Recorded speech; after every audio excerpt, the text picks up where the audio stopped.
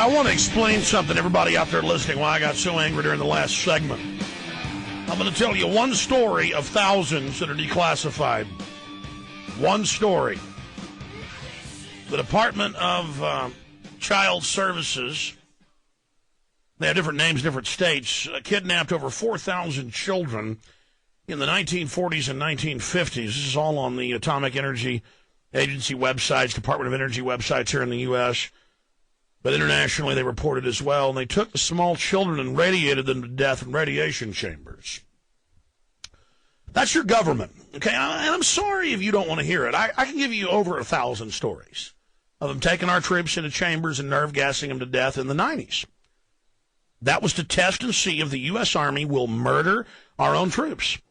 One time I had one of Governor Perry's top people. You see the guy on TV with him all the time. In fact, the guy even gave me his card. I need to get him on. And he admitted, he said, oh, yeah, the governor's not all bad, but I know you're telling the truth here in your film Endgame. He'd just seen Endgame. He goes, you know, I was at Fort Sam Houston as a medic, and they brought in the Special Forces guy from Bragg, and they'd been in the medical facility, gave them shots, and they all died in 3 days. And it was a bioweapons test. They were murdered. You know, he wasn't part of it. He just said they were taken there and killed right in front of him.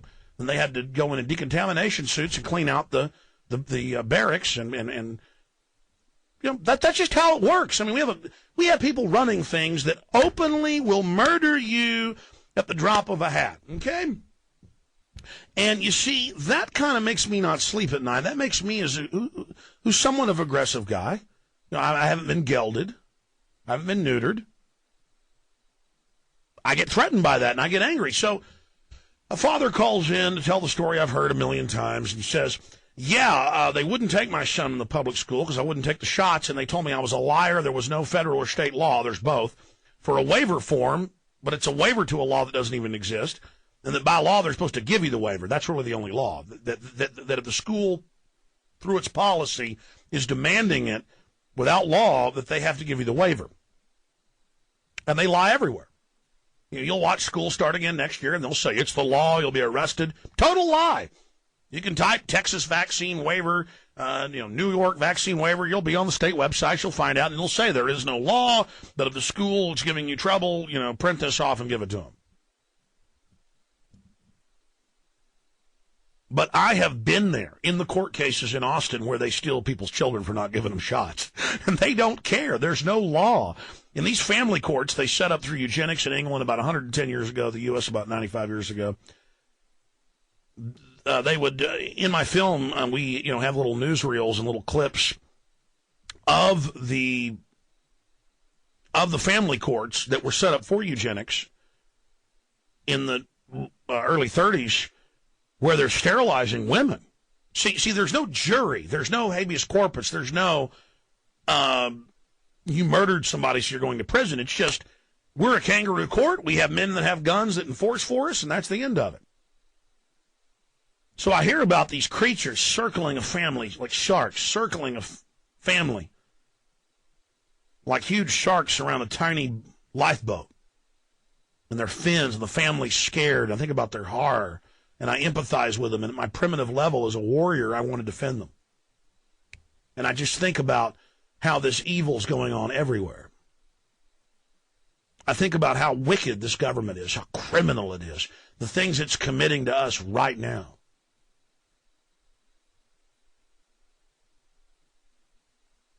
And just how evil they are, how they show up with the police and the CPS with no warrant, no bill of particulars, nothing. They're just there to threaten and force their way in. And hey, you know what, cops? You commit that crime and go with that extrajudicial fascist, and you go to a house and you commit those crimes, you bet you're a jackboot thug, and I hope God curses you straight to Hades itself. I do. You keep your hands off the kids. Now, if you're a good cop and don't go along with that, you're going to be fired. But I'm not going to sit here and kiss your hind end anymore. It's over. Now, I said I was going to take a lot of calls today, but I have the police in Denver, as we reported to you 2 months ago. I don't need the Denver Post to tell me this. Probe into police stage DNC protest. Got another one here. ACLU wants probe into police stage DNC protest. And it says right here, cops went in and attacked other cops for the news cameras. that first day in Denver, and I reported that sucker was staged. I mean, number one, little bitty scrawny anarchists aren't huge 6'2" guys with giant arms. I mean, I've been at these events over and over again. Here come the cops dressed up. They want to ban the protest. They want to attack the First Amendment. They stage events. I mean, number one, I'm not an idiot. And we've caught you over and over again. I'll never forget in Austin, 98 or 99. They had the Fortune 500 meeting in 98 or 99. I think it was 99.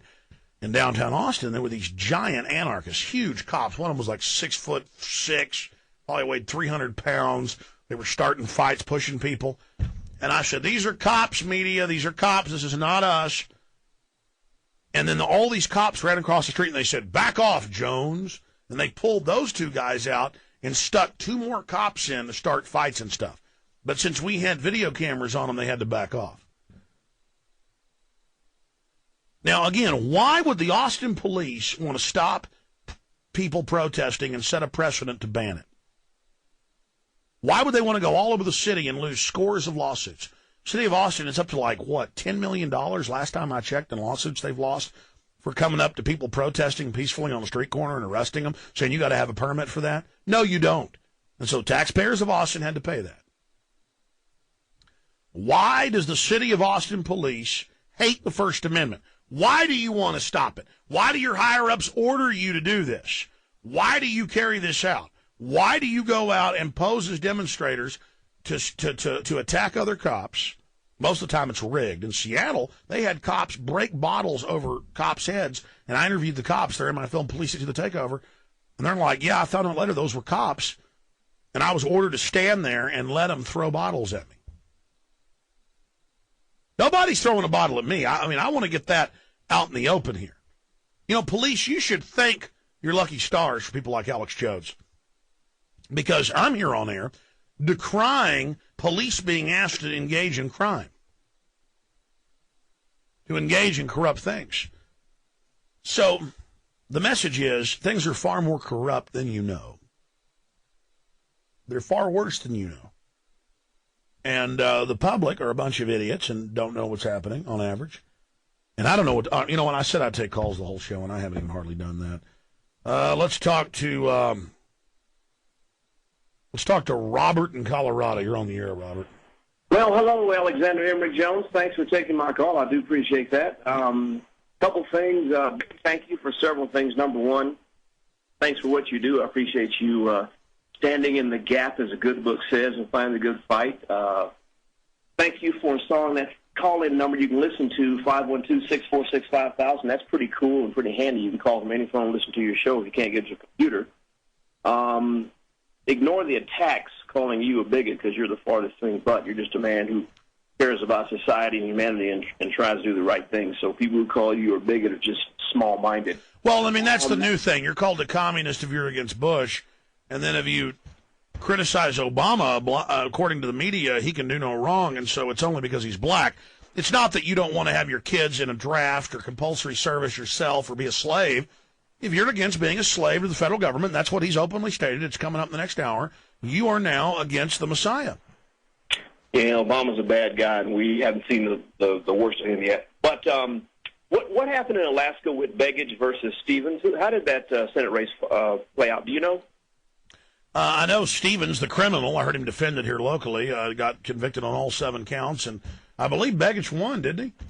Did he? Okay, I wasn't sure. I knew it was somewhat close. Well, no, just go to Google and type in Alaska Senate race, and we'll find out the numbers.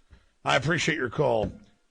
You know, we're going to come back, and I'm going to get to your calls. I just start talking about all the crimes I know that illegitimate criminal government commits every day.